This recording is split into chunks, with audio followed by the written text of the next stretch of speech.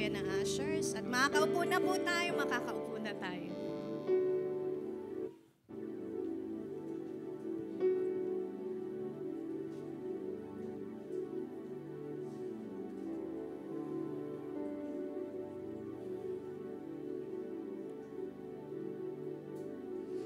Amen. Praise the Lord. Isa muna malakas na palakpak sa Diyos. Hallelujah. At deklarahan mo yung katabi mo. Sabihin mo, ang ganda-ganda ng buhay mo ngayon.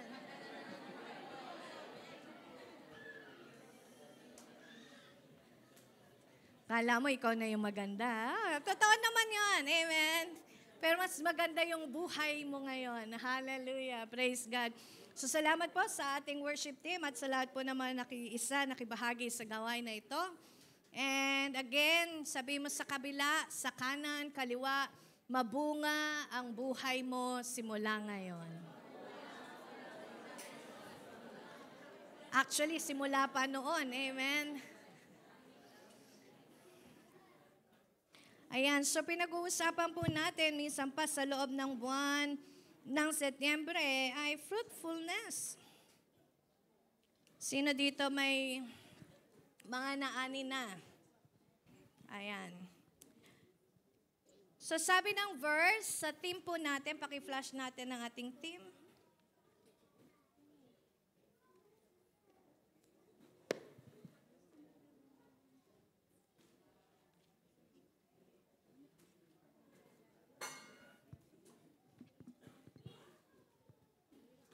Okay, basahin po natin in John 12:24 to 25. Sabay-sabay tayo. 1, 2, 3. Verily, verily, I say unto you, except a corn of wheat fall into the ground and die, it abideth alone.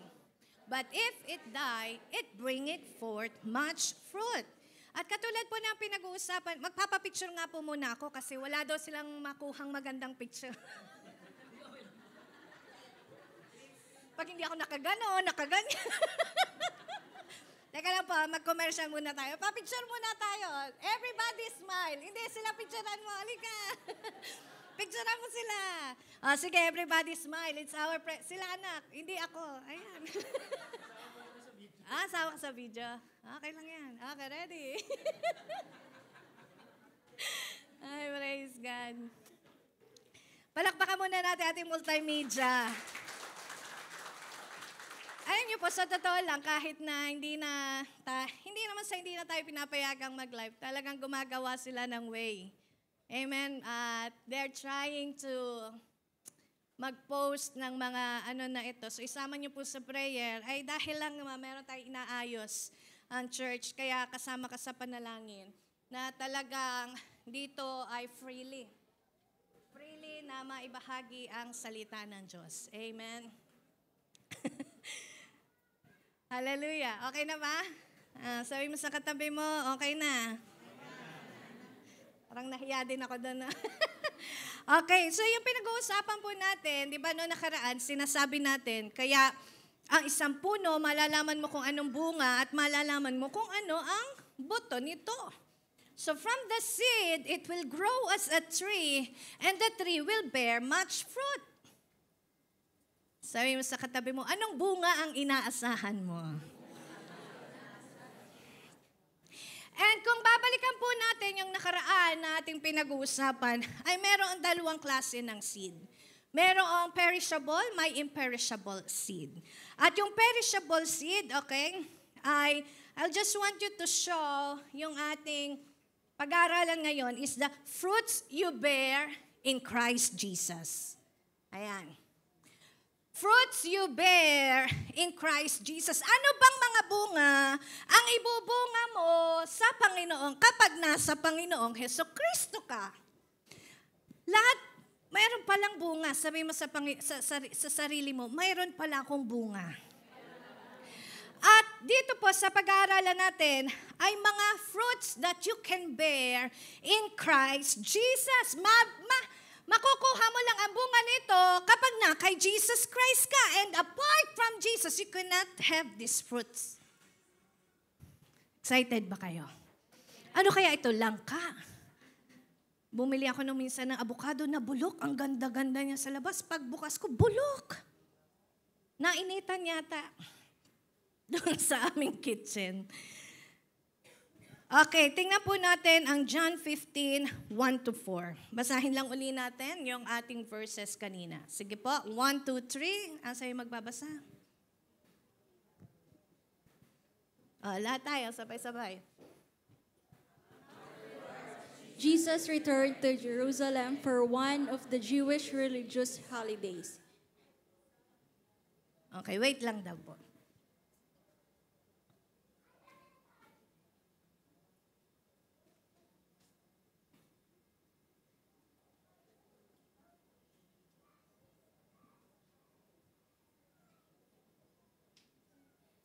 O, kamustahin mo muna yung katabi mo ulit. Kumusta ka na? Baka hindi man lang kayo nagkukumustahan niya. Lagi kayong magkatabi. Tanong mo kung alam niya yung pangalan mo. Ha? Halos linggo-linggo na. Sabihin mo sa katabi mo, linggo-linggo na tayong magkakasama. Hindi mo pa ako kilala? Praise the Lord. Ayan na. Sige, basahin natin. Okay na ba, anak? Okay, let's move. Let's read. Saan yung 1, 2, 3? I am the true vine, and my Father is the vine dresser. Every branch in me that does not bear fruit, he takes away. And every branch that bears fruit, he prunes, that it may bear more fruit. You are already clean because of the word which I have spoken to you. Abide in me and I in you, as the branch cannot bear fruit of itself, unless it abides in the vine. Neither can you, unless you abide in me. Amen. Hanggang dyan lang. Nakakita na po ba kayo ng puno? Nakakita na po kayo ng sanga. Yung sanga lang. Pero putol, buhay patay. Patay. Pag ang sanga na putol mula sa puno, ito ay mamamatay. Nabubulok. At sabi sa ibang translation, yung mga sanga na pinuputol, pinanggagatong. Alam yung kahihinatnan, dun sa mainit na apoy, doon na pupunta. Pero ang puno, ang branch na nakakabit sa puno, pag hindi namunga, pinuputol din. Sabi sa katabi mo, mahalaga palang mamunga ako. Baka maputol. Sabi, hindi naman pa ako may sabi niyan, word of God. Every branch that doesn't produce fruits are being cut off. Pero kapag ikaw daw ay mabunga,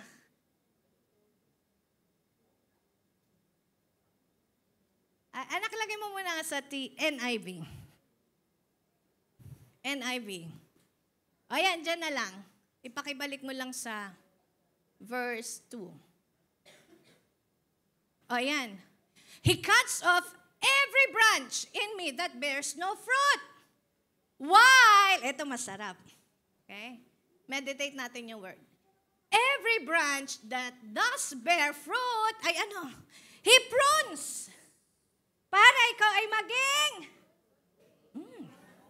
para ikaw ay maging, anong fruitful? More fruitful. Amen. Sabihin mo, more fruitful. Nakakita na ba kayo ng mabunga na sobrang mabunga? Mabunga. Mabungang mabunga. Mabunga nga. Di ba? Sabi mo sa katabi mo, masarap yung namumunga. Hindi ka mapuputol. Tapos, kung ikaw ay namumunga, dumarami pa. You are becoming more fruitful. Sabihin mo, more fruitful. That's why, from verses John 15, 1-4, in Christ Jesus, anak, lagay mo yung ating hope mabasa nyo lang. In Christ Jesus, sa mga nasa Panginoong Jesus, Si Jesus Christ is our true vine. Kay Jesus ka nakakabit. Doon ka sa source nakakonect. Jesus is the true vine. Pakilagay yung, nakuha mo ba yung sinend ko sa ano? And the Father is your gardener. Imagine, may gardener. May taga-alaga pa sa'yo. So may nagdidilig sa atin. May taga-bigay ng fertilizer. Mayroong taga-protect. Ay, hindi niya nakuha yung may comparison. Yung dalawang gana. Pwede yun yung... pwede ipakita nyo na lang yung photo. Kung maliit man, okay lang. Palalaki natin yung mga mata natin. Kasi gusto ko makita nyo yung comparison of those who are in Christ and those who are in this world. Kasi dalawa lang naman ang seed. Yung seed na nasa Panginoong Jesus at yung seed na nandito sa mundo. Yung seed na galing sa Espiritu ng Diyos at sa seed na galing sa mga magulang natin, which is the seed of this world. Okay? So in Christ Jesus, He is the true vine. He is our gardener. And in contrast to this, in this world, kasi yun yung magka-opposite, the one in Christ and the one in this world, I, ruler of this world, and he is not a true vine. Ulitin ko po. In Christ Jesus is a true vine, and those who are in this world, he is not a true vine. In fact, ang sabi ng Bible, he is a deceiver. Darating, yung inaakala mong magliligtas sa buhay mo, akala mo siya'y makakatulong sa'yo, but he is not. He is a false deceiver. He is not the Savior. Tingnan po natin ang verse in John 12:31. John 12:31.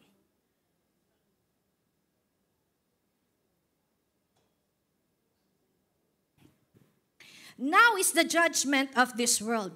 Now will the ruler of this world be cast out or be driven out.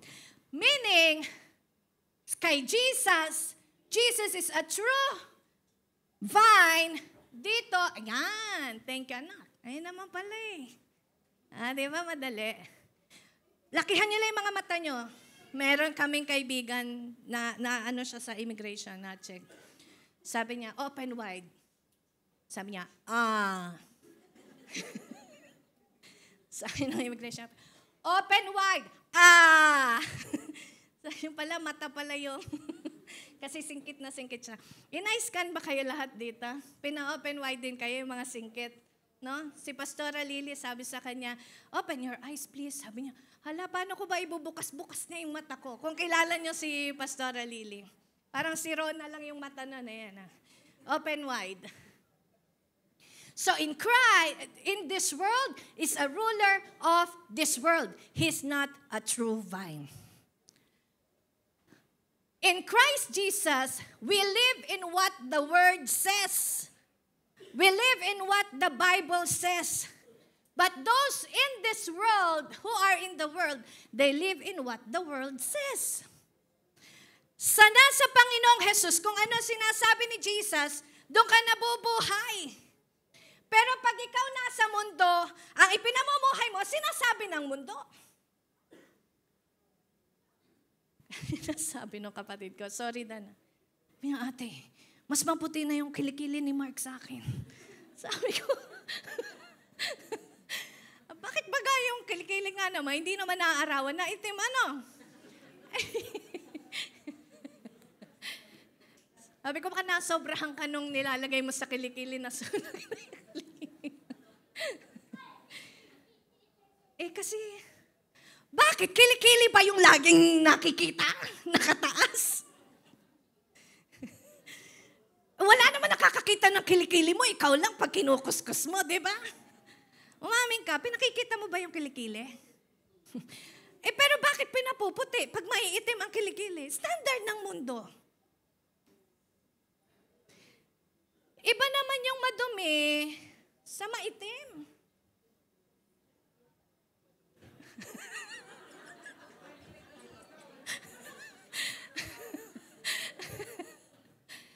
kasi nga, ang mundo, palaging laging i-advertise sa'yo yung sinasabi nilang maganda. Yung sinasabi nilang tama. Pero mundo yon. Pero hindi ka na nabubuhay. Sabi sa katabi mo, kung maitim man ang kilikili mo. Baka hindi lang maitim, may buhok pa ako hindi ko man itatanggi yun. Natubo naman talaga ang buhok, kaya anong gagawin natin? Wala naman nakakakita ng kilikili ko, ako lang. Mapera, i-display ko yan. At magpa-picture, di ba? Kasi nga tayo, ako mapapahaba naman ako sa introduction ko. Minsan kasi doon tayo nabubuhay sa sinasabi ng mundo. Okay, next. In Christ, we are born with imperishable seed. Hindi na mabubulok. Hindi mabubulok. Hindi na uubos. Imperishable. But in this world, we are born with our perishable seed, which is the seed of our parents. In Christ Jesus, ang ganda nung binasa natin kanina. Sabi mo sa katabi mo, hindi ka maitim. Nilinis ka na. Ayan o. Sabi kanina, I have cleansed you with my word. Kasi akala nga natin, porket maitim, madumi, hindi. Ikaw nakakaalam kung malinis yan, no? Diba? So, ang standard lang kasi nga ng mundo ngayon, paputian. Pumunta ka ng Amerika, tingnan mo kung maganda ang ano mo dun. Mapuputi ang mga tao dun. Tingnan nyo, yung mga mapuputi, nagpapaitim. Napunta sila dito. At dito, talagang kahit maghapon, okay sa kanila, nakababad sila sa araw. At gusto nila yung namumula-mula.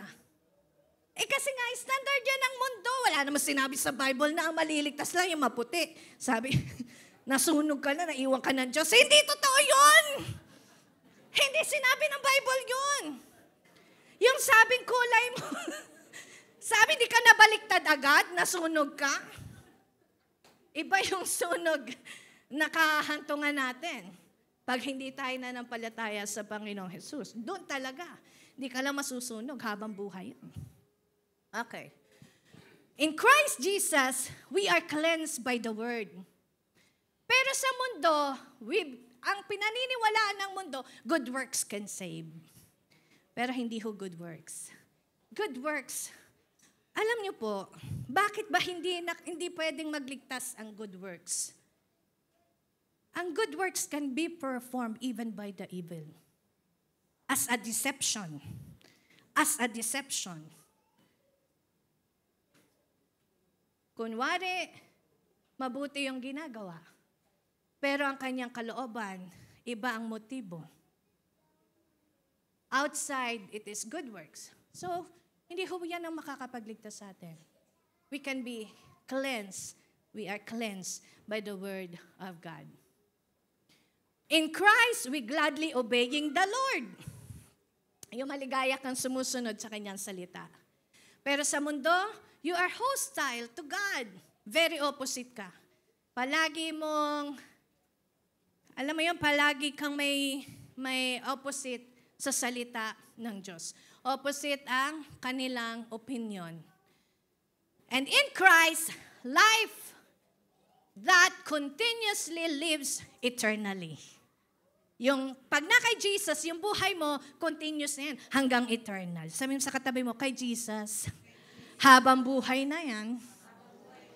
But, those who live in this world, their life ends with death. And that is also eternal. Ibig sabihin, they are eternally separated from God. So ito po yung gustong ipaliwanag ng Diyos sa atin. Ngayon, na kanino tayo? Nasa mundo na kay Jesus. Ikaw po ang makakasagot niyan.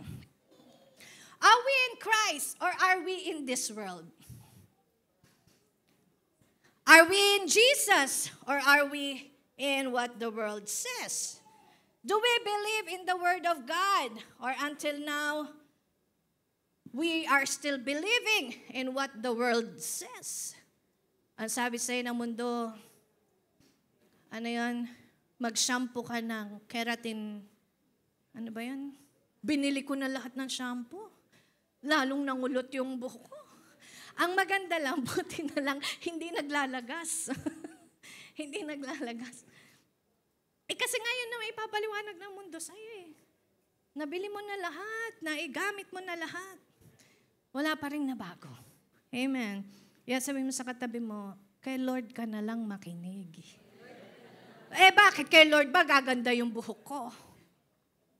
Wala namang manlalait sa buhok mo pag na kay Lord ka. Kasi sa Diyos lahat maganda eh.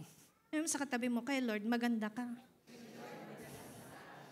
Di ba alam niyo naman yung nabangga, yung kwento ng nabangga. Hindi ko na ikukwento yun, okay?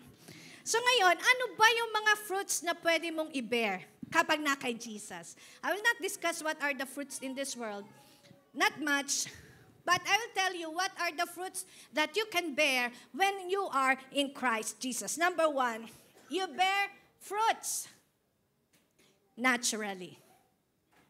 You bear fruits naturally. John 15:5.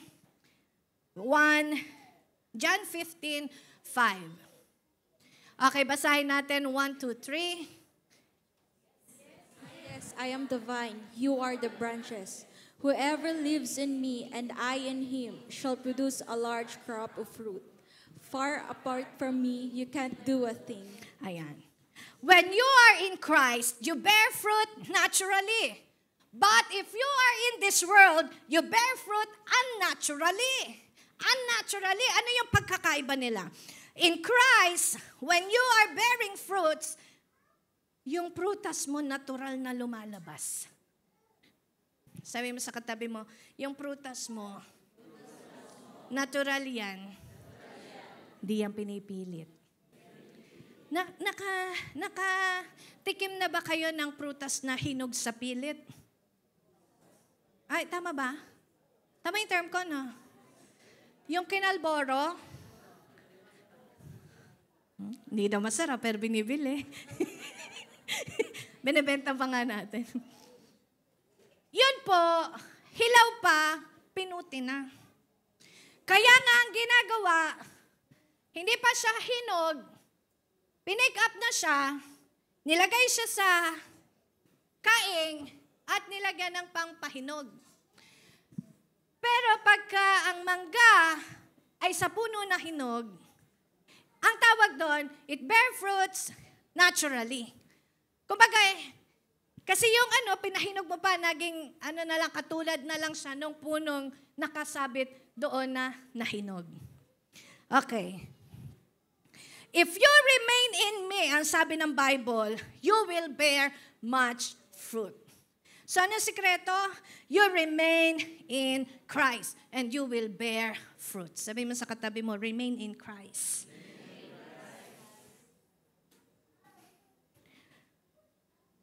Yung sa mundo, when they bear fruits, it is unnatural. Ibig sabihin, sa mundo, yung success mo, di ba, a success is a fruit in Christ. Alam niyo ba yon? Na ang tagumpay ay bunga ng paglilingkod mo o bunga ng pag-ibig mo sa Diyos. Ang magandang buhay ay bunga ng Diyos na biyaya sa'yo. Sa mundo, kung wala ka kay Jesus, sa mundo, ang success or ang magandang pangarap, katuparan na kanilang pangarap, alam niyo kung paano nila na-achieve unnaturally. Ibig sabihin, kailangan mo mag-training. Di ba? Kaya nga ang mundo, kailangan makatapos ka bago ka maging successful. Sabi ni Kaseong, hindi po ako nakapag-aral. Pero, stockholder. Kasi nga, ang mundo, meron silang standard. Sabi nung mga nagtatanong, hanga ako sa'yo. Hindi ka nakapag-aral, pero marami kang kumpanya. Kasi what they believe, sabi niya, ang pinaniniwalaan namin, bago ka maging successful na businesswoman, kailangan magaling ka mag-aral. That's standard of this world. Kaya nga yung mga magulang natin, halos, tayo sa pag-aaral. Tanong mo yung katabi mo, nag-aral ka bang mabuti? Sabi ng isa, yes, napasobra nga, 9 years nga ako sa high school. Sila ang nagpasimula ng K to 12. K to 9. Kasi nga sa mundo, para maging successful ka, ang tingin ng tao para maging success ka ay yung school, yung training, yung studies, and even coaches. Di ba? Kaya pag may nagtanong sa'yo, open-minded ka ba? Iko-coach kita.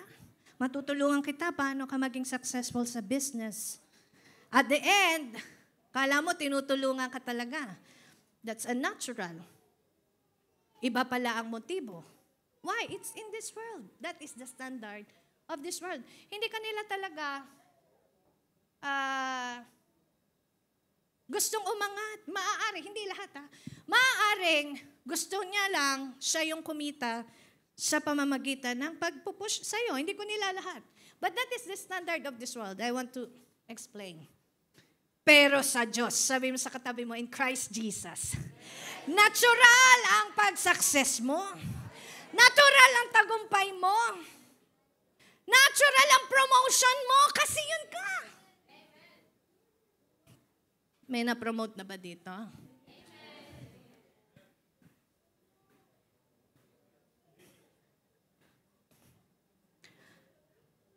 Kapag pinaboran ka ng Diyos, minsan kahit nga hindi ikaw yung nagtatrabaho, ikaw na po-promote. Pero sabi mo sa tabi mo, magtrabaho ka na maayos. Aba, pagka pinagkatiwalaan ka ng Diyos, use it. You are a steward. Amen? Be a good steward. So, the bearing fruits in a Christian life or in Christ Jesus bears naturally. Pero sa mundo, it is unnatural. Sa mundo, bakit naging kay Jesus, natural ang bearing fruits mo, pero sa mundo, they wanted it to be good in the eyes of men. Kaya nila ginagawa yon, pinipilit nilang gumanda ang kanilang buhay dahil gusto din nilang makita ng ibang tao for the kaya nga 'di ba ngayon, ang daming mga vlogger. Tingnan nyo, nakakalungkot ang social media. Tapos tayo, hilig na hilig. Ano mga pinapanood sa social media? Ano bang ibina-vlog nila? Walk up like this. Magtataka kayo, may camera ba yun? Pagkagising, may camera nang nakatapat, naghihilamos ng toothbrush. Ibig sabihin, lahat na nangyayari sa kanyang buhay, pinakita na niya sa social media. Tapos, pag may nang babash, nagagalit siya. Hindi mo naman mapiplease lahat ng tao eh. But if you are bearing fruits naturally, you please God naturally. Hindi ka gumagawa na parang nag-e-effort para i-please mo si Lord. Natural na lumalabas sa buhay mo. You are pleasing God. And tingnan natin ang Matthew 23:25 to 28. When you bear fruits unnaturally, you are taking the approval of men. Pero sa Lord, you don't need the approval of men. Sa Diyos, kahit walang nakakakita ng iyong mabuting ginagawa, it's because of your natural fruit sa buhay mo. Tingnan natin ang Matthew 23:25 to 28. Ito po mga teachers of the law na to.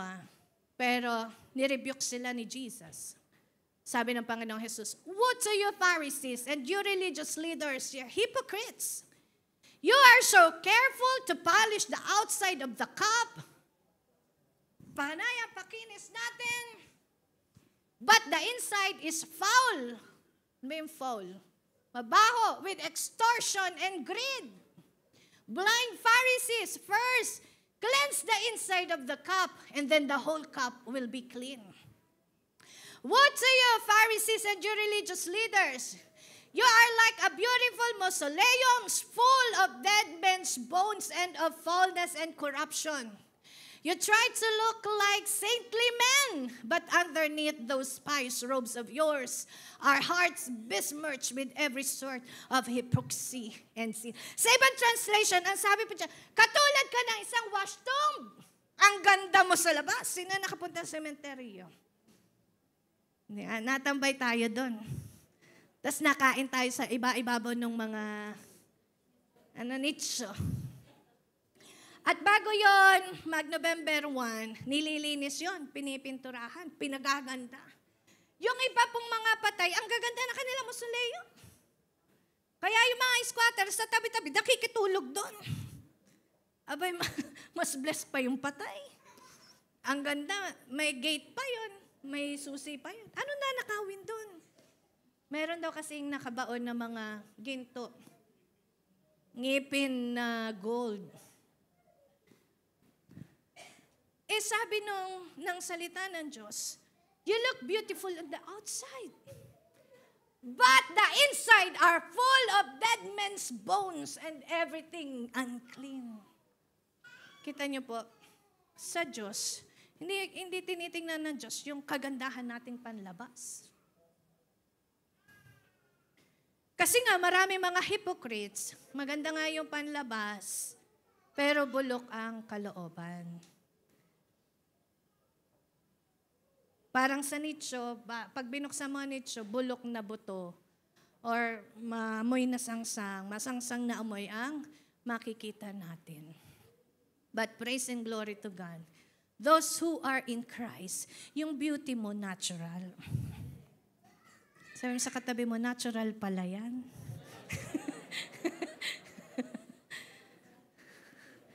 Walang add-ons yan. Walang binawas, dinagdag dyan. Kasi nga, that is the beauty in Christ Jesus. You bear fruit. Yung fruit mo, kahit buksan sa labas, hinog sa loob. Yung ibang prutas, maganda lang sa labas, bulok ang loob.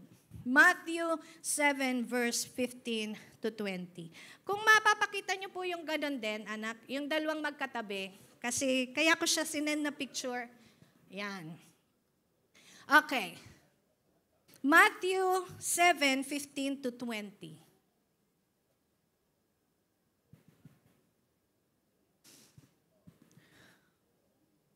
Basahin po natin. Beware of false teachers who come disguised as harmless sheep, but are wolves and will tear you apart. You can detect them by the way they act, just as you can identify a tree by its fruit. You need never confuse grapevines with thorn bushes or figs with thistles. Different kind of fruit trees can quickly be identified by examining their fruit. Verse 18, pakilagay nga po sa NIV. I want you to read this in NIV version.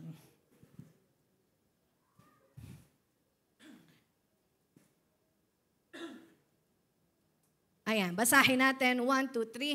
A good tree cannot bear bad fruit, and a bad tree cannot bear good fruit. 19. Every tree that does not bear good fruit is cut down and thrown. Okay, sabi mo ulit sa katabi mo, kapag di ka namunga, at ang bunga ay bad, ano daw? Cut down tayo. Cancel. Maka-cut down ka lang, alam mo, kapag wala ka kay Jesus Christ. You know why? Kung ang seed mo ay ang Panginoong Jesus, ano ang fruit mo? Kung ang seed natin ay ang Panginoong Jesus, ang Word of God, ano ang fruit mo? Ano ang tree mo? You will be a good tree. What will be your fruit? You will bear a good fruit. Therefore, you'll be cut off or not. You will never be cut. Kaya sabi mo sa katabi mo, hindi ka na makakat off. Hindi po hahayaan. Alam niyo po, pag tayo ay minahal na tayo ng Diyos, ng Panginoong Jesus. At pagka ikaw ay tumanggap sa Kanya, in-accept mo siya as your Lord and Savior, hindi niya nahahayaan mahiwalay ka pa uli. Ganyan po magmahal ng Panginoon. Sabi mo sa katabi mo, hinawakan ka na ni Lord. Maganda ang buhay kay Jesus. Huwag ka nang babalik sa mundo. Sabi mo sa katabi mo, hindi na ako babalik sa mundo. I will stay in Christ Jesus. Will bear much fruit. Next verse po. Matthew 7 verse 20. Thus, by their fruit, you will recognize them. Kaya naman ikaw, yung pag-ibig mo hindi natatapos.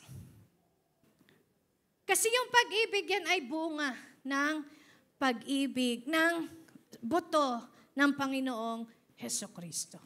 Kaya when you love naturally.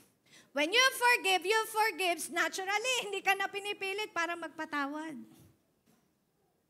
Sabi sa katabi mo, hindi ka na mapipilitan. Bakit natural? Natural na sa'yo yung magpatawad. Hindi ka na rin nagpapahaba ng galit.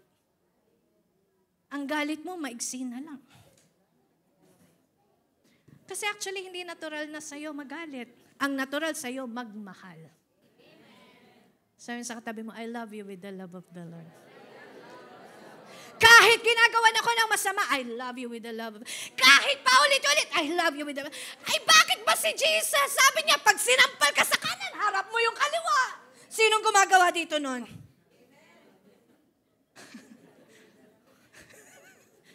Meron na ba?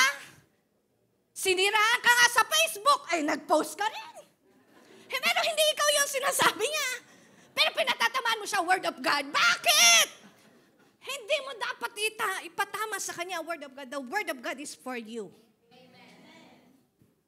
Pag kayo may kaaway, huwag kayo magpo-post sa Facebook. Sa totoo lang, malalaman ng buong mundo. Ayun pa naman mga marites, nakaabang. Hoy, teka, parang iba yung sinasabi mo. Nakita niya, may nag-post. Yun ang alam, Bulgari updated si Pastora. Ang daming chismis na nakukuha sa Facebook. Yung Bulgari ni Heart. Di na, kasi pag nasa Facebook ka, madadaanan mo lahat yun eh. Kaya minsan, kung hindi ko man kayo mabate, hindi ko man kayo ma-like mga post, at kung sino na lang, kasi mabuksan ko, yun na lang. Dahil nga, ang dami mong ma-scroll sa Facebook. Refrain. Please make the Word of God as a grace. Extension of God's grace. Not extension. May gusto kang i-review, kausapin mo. Talk to them with love. Gusto mo, nire-review mo sa wall. Mamaya magre-reply sa wall. Hindi yun yung mundo natin. Tell to your seatmate, that is not our world. Imagine, sa totoo lang, witchcraft po nasa Facebook. Totoo yun. Witchcraft, mga nanggagayuma, mga faith healer. Abay, updated din sila. Nagla-live, naka-online. May natililing din, nabatingting. Ano yung nabatingting? That is all evil works.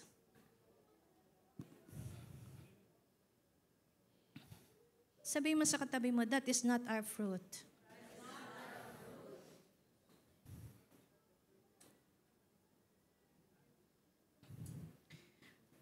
Kaya natural sa'yo ang magmahal. Sabi mo sa katabi mo, magmula ngayon, magmamahal ako ng hindi napipilitan. Make it natural to you for you to love one another. Make it a natural to you to love God. Hindi yan laging napipilitan tayong magsimba. Ano ba yan? Sunday na naman. Dapat ang Sunday, buhay mo na. Ay, teka, walang mga abala ng linggo ko. Banal yun para kay Lord. Sabi, hindi Lord, 10 minutes pa please. Ngayon na lang po ang pahinga ko.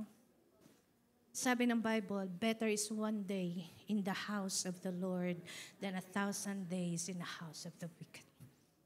Kaya sabi mo sa katabi mo, hindi ka nagkamali ng pagpunta dito. Number 2, you bear much fruits. First, you bear fruit naturally. Number 2, you bear much fruits. Sabihin mo, much fruits. Much na, fruits pa. In John 15:5, sabi doon, basahin nga po uli natin. John 15, verse 5. Yes, I am the vine, you are the branches. Whoever lives in me and I in him shall produce a large crop of fruit. Sa ibang translation, shall produce much fruit. Paano ba? Bakit mangyayari sa'yo na magpo-produce ka ng much fruit? For apart from me, you can't do anything. Hiwalay sa Diyos. Alam niyo po, pag naintindihan natin to,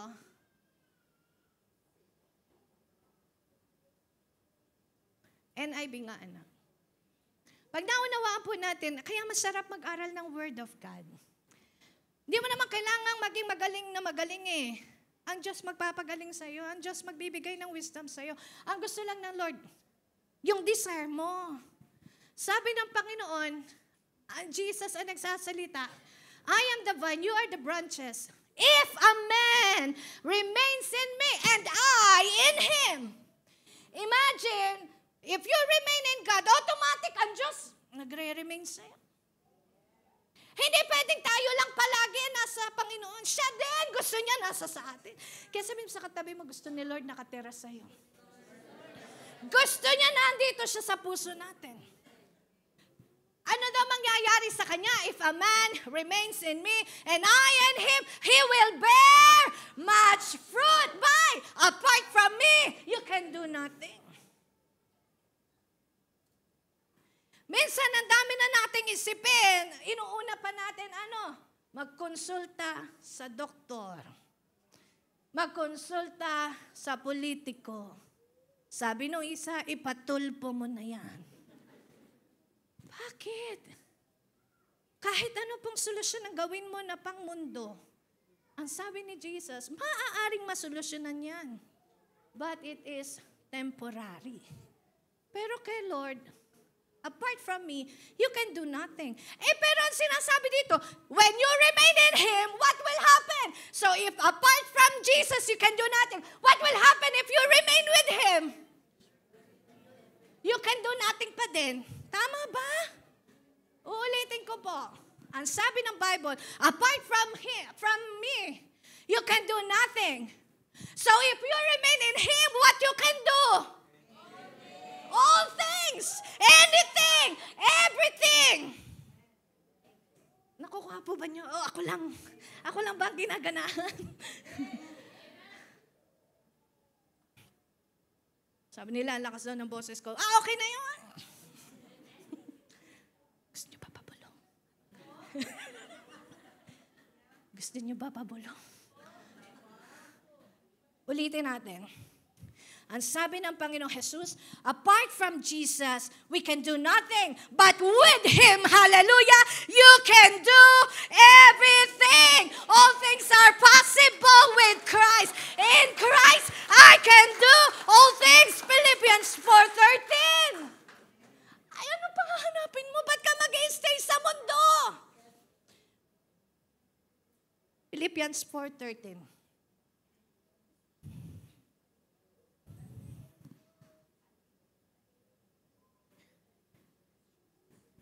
I can do everything through Jesus Christ who strengthens me.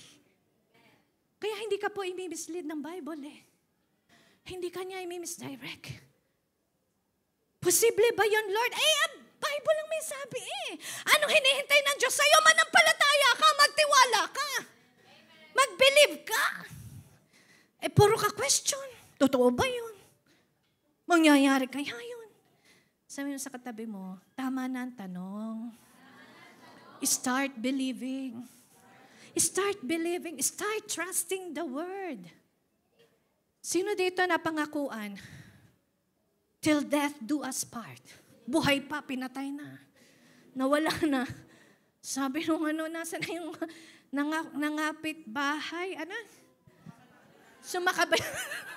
Hindi sumakabilang buhay. Sumakabilang bahay po. Alam mo, pagka ang tao po ang nangako, talagang mapapako yan. Pero pag ang Diyos ang nangako sa'yo, sabi ng Bible, He cannot lie. The Word of God, He cannot lie. And every promise of the Word of God is always yes and amen to those who believe in Christ. Amen? That's why His promise to you are happening now. You believe it and it will be yes and amen in your life. Bearing much fruits means it is a blessing for you and you are a blessing for others. Bearing much fruit means it is a blessing for you and you are a blessing from others. Proverbs 10:22.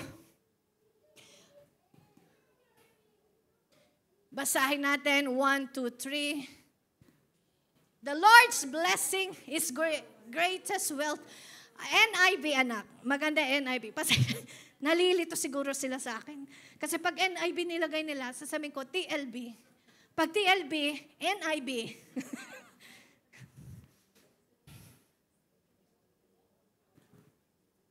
Okay, sabay-sabay po tayo. Proverbs 10:22. Hallelujah. Teka muna, sabay-sabay para lahat tayo atin to. Kasi tayo to eh. Ibinigay sa atin to ni Jesus. Bunga ito ng pag-ibig mo sa Panginoon. 1, 2, 3. The blessing of the Lord brings wealth and He adds no trouble to it. Take note. Huwag kayong hanggang blessing of the Lord brings wealth lang. Kung yung iba gusto, basta may wealth, okay na. Hindi. Sabi sa katabi mo, huwag pretext. Full tayo, full gospel. Maganda din ang kasunod eh. Pero tayo kasi napofocus lang lagi sa wealth. Sabi sa katabi mo, marami ka ng yaman. The blessing of the Lord brings wealth and He adds no trouble on it. Pag binigyan ka ng 1 milyon ng Diyos ngayon, matotrouble ka? Hindi. Halimbawa, natuwa ang Diyos sa'yo. At yung kumpanya mo, pinagkatiwalaan niya. Ang sabi, bigyan ka ng bonus. O sige, para medyo makatotohanan, sabihin natin 10,000 dirhams bonus mo this month.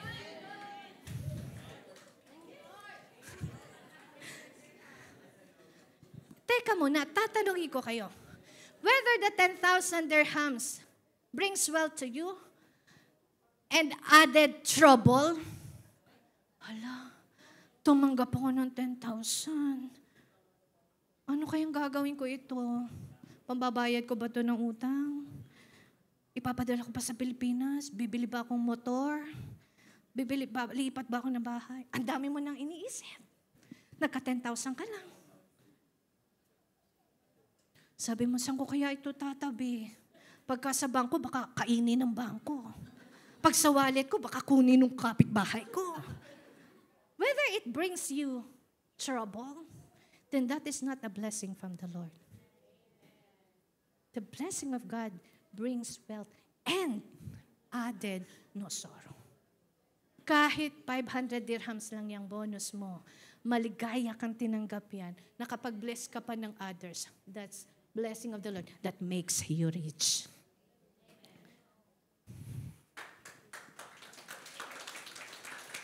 You don't need greater blessing to count. Iba gusto mo malaki lang.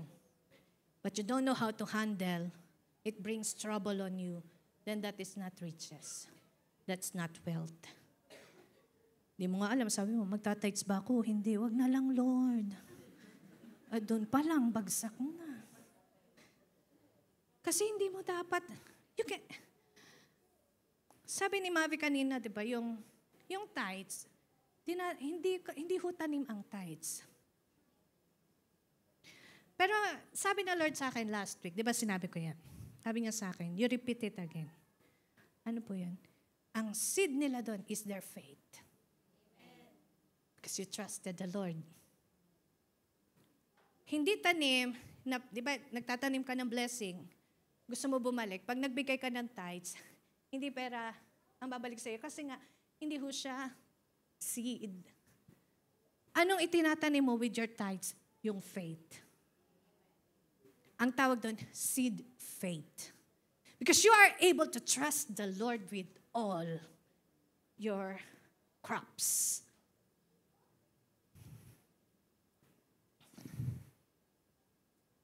You bear much fruit.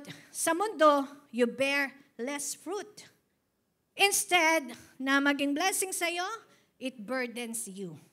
Instead na magbigay sa'yo ng joy, it added you to worries and sorrow.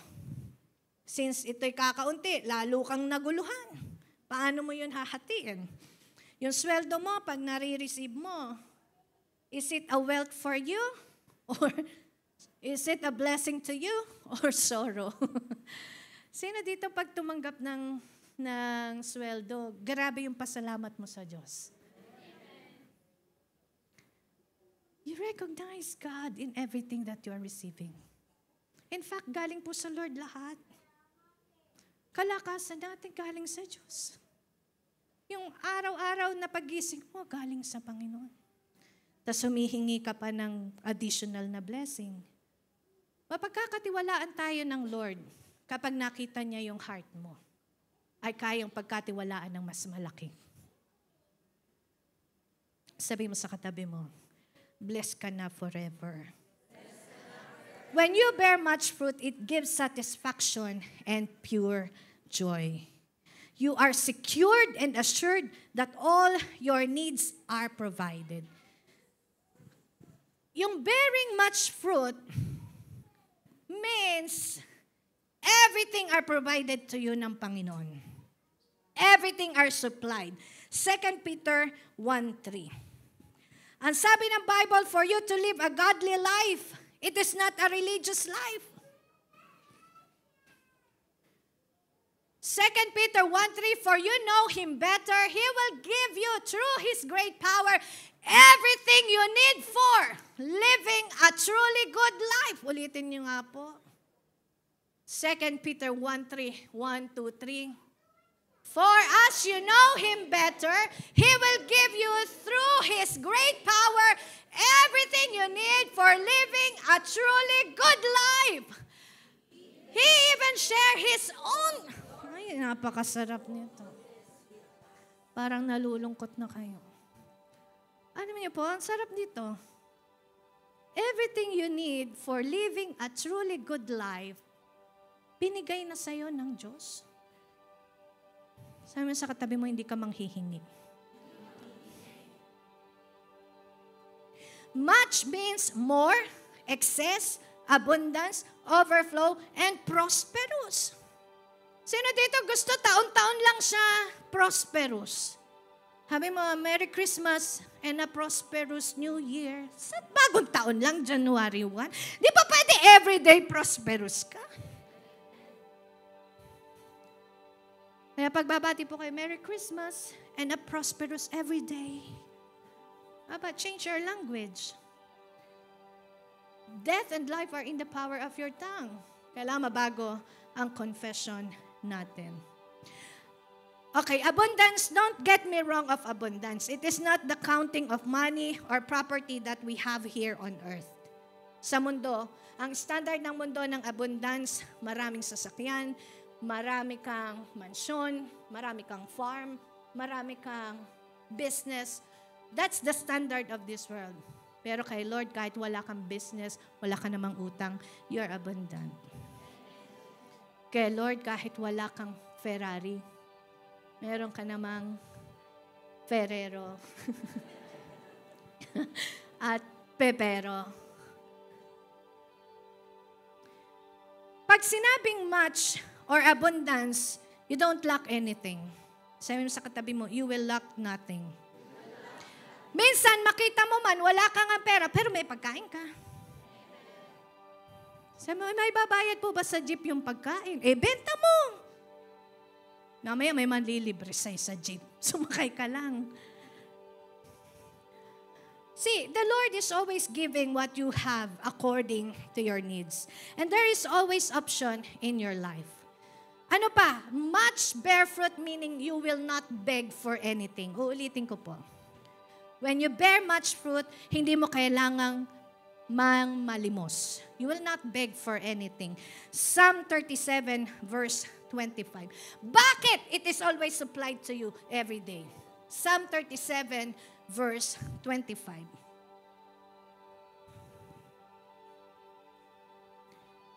Okay, read it. 1, 2, 3. I was young, now. Ayaw niyong basahin. I was young now and I'm still young. Pwede naman.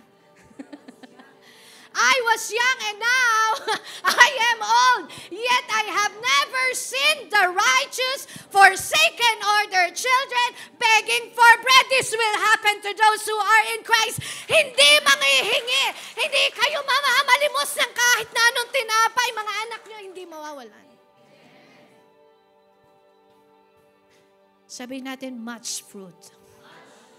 Maaring wala kang bigas, pero meron ka namang tubig sa ref. Mamaya, yelo na yun, benta natin.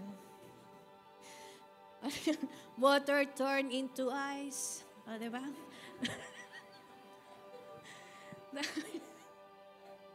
The Lord will give you wisdom kung paano magmi-miracle. Ang kailangan lang, marunong ka lang talagang magtiwala sa Panginoon. Hindi ka ba natataranta? Yung hindi ka, nararatel. Ano pa? You don't ask for something. Hindi ka manghihingi. Instead, you will give something to somebody. When you bear much fruit, you will not ask for something. Instead, you will give something to somebody else. That is bear much fruit. Ito masarap. You don't owe anything. Sabi sa katabi mo, hindi tayo mangutang. Pero sabi ng Bible, kung may utang ka man, ako hindi, sinasabi ko lang yun, sabi ng Bible.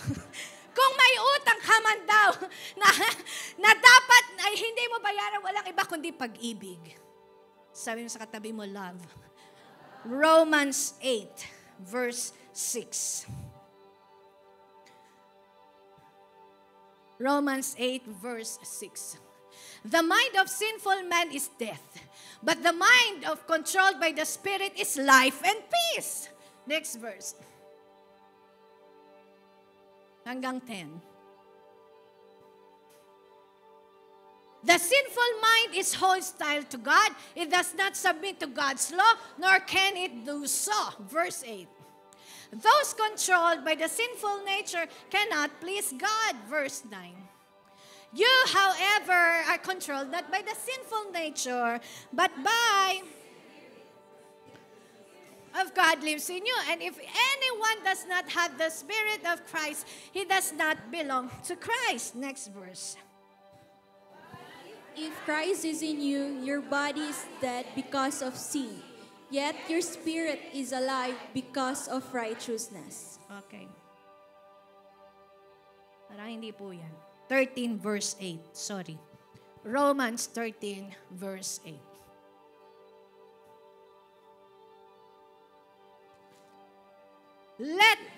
Anak, ito TLB na talaga to. Kung meron kayo. NLT. Okay, 1, 2, 3. Owe nothing to anyone except for your obligation to love one another. If you love your neighbor, you will fulfill the requirements of God's law. Meaning, kung may utang, kung mayroon mang sasabihin may utang ka, ito yung pag-ibig na kailanman ay hindi mo mababayaran. Sino dito hindi ka nagbayad sa jeep pero humingi kang sukli? Ha?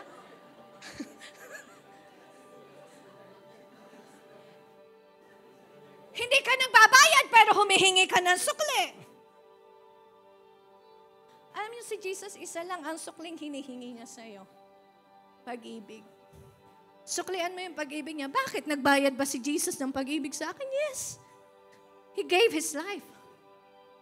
He first loved us so that we can love. That's why we love, sabi ng Bible. At kung ang Panginoong Jesus may hinihinging sukli, kasi nagbayad siya. Pero hindi ka mahirapan. Kasi siya din naman yung ibibigay mo eh. Sabi mo sa katabi mo, pag-ibig. Kung meron man daw utang na hindi dapat mababayaran, ito'y walang iba kundi ang pag-ibig. You don't owe anything. And last, you don't hold back for someone else. Wala kang hino-hold back for anyone else. That is bearing much fruit. And last natin is the fruits that will last. Medyo mahaba po ito kasi last na. Hindi. Fruits that will last. John 15 verse 16.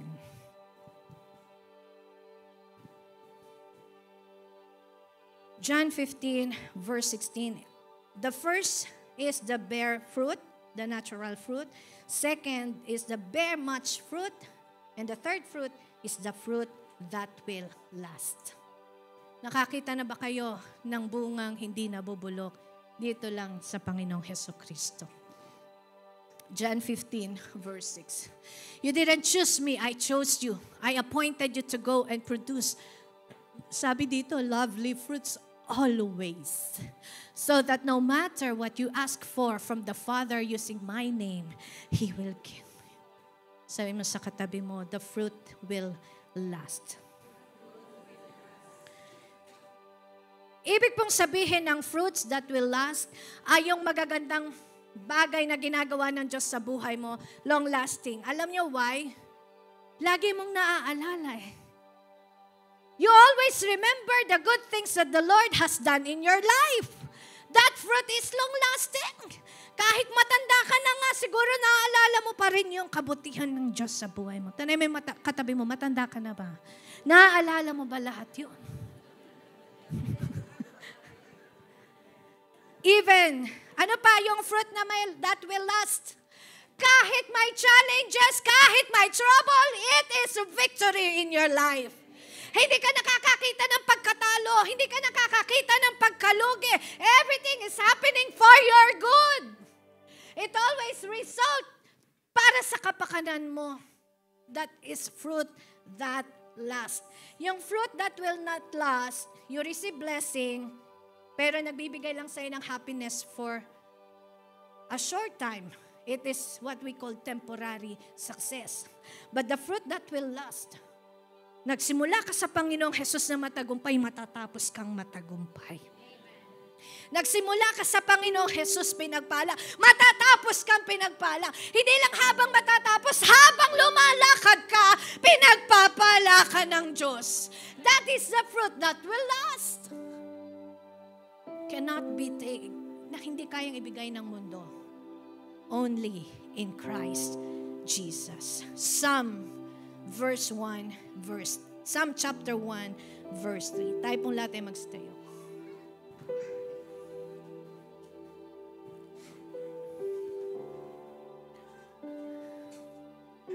Sabi ng Psalm chapter 1, verse 3, you are like a tree planted in the streams of water, and whatever you do, prosper. Sa mundo, wala hong fruits na naglalast. Pero kay Lord, yung fruits mo hanggang eternity. You are already chosen by God and ordained by God. Bumili ho sila ng ilaw, yung ilaw na kinukuman. Sabi ng John 15 verse 6. Let me just give you once this. John 15 verse 6.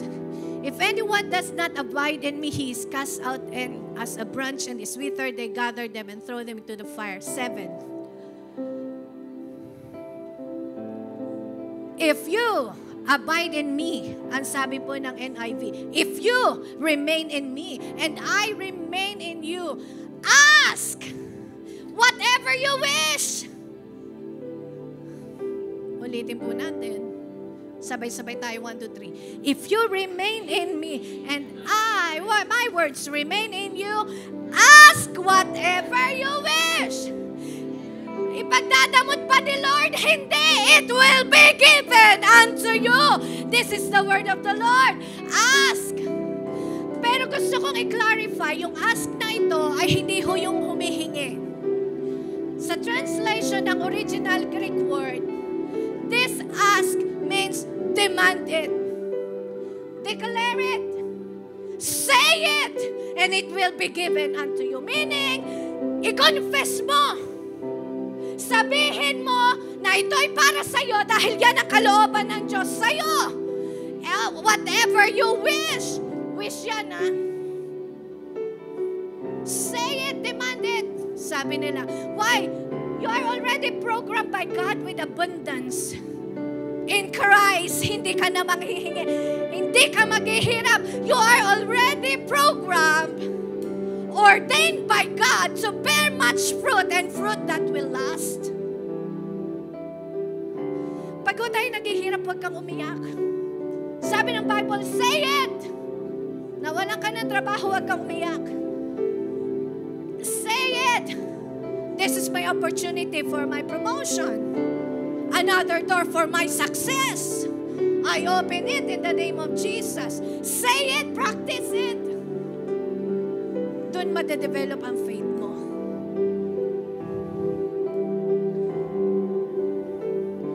Meron silang biniling ilaw. Sabi nila, Alexa, turn lights on. Ba, nabukas. Sabi nila, Alexa, turn Omega in blue. Nagiging blue. Bakit nakaprogram yun? Kung ano yung sabihin nila, gagawin ng ilaw.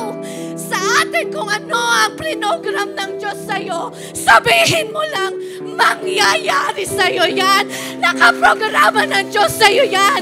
That's the meaning of ordained. Nakalaan sa'yo yan. Just say it. Ask. Demand mo. Kailangan nilang sumunod sa sinasabi mo. Whatever, sabi ng Bible. Sabi nila, kahit po masama. Ang tanong, pag ba na kay Kristo ka, makakapag-isip ka ba, magwi-wish ka ba ng masama? Minsan pilosopo lang talaga ang tao. When you are in Christ, hindi ka na mag-iisip ng masama. Whatever na i-wish mo, panigurado makakabuti yun. Because Jesus Christ is in you. Ano man ang hilingin mo, ano man ang naisin mo, panigurado, hindi man sa'yo, sa iba, blessing yun.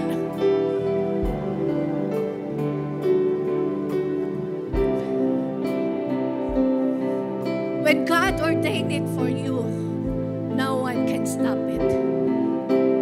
Minsan, kaya lang hindi nangyayari. Gustong practicein ng Diyos, tunay na pananampalataya mo sa Kanya. That's why from here, start declaring the Word of God. Say it. Ask whatever you wish, and you will have it. But you need to do one thing. You need to remain in Him. Because apart from God, you can do nothing. And that's our benefit. Kaya tayo nag-church. Kaya tayo mga ate, nakikinig ng salita ng Diyos to remain in the Word of God.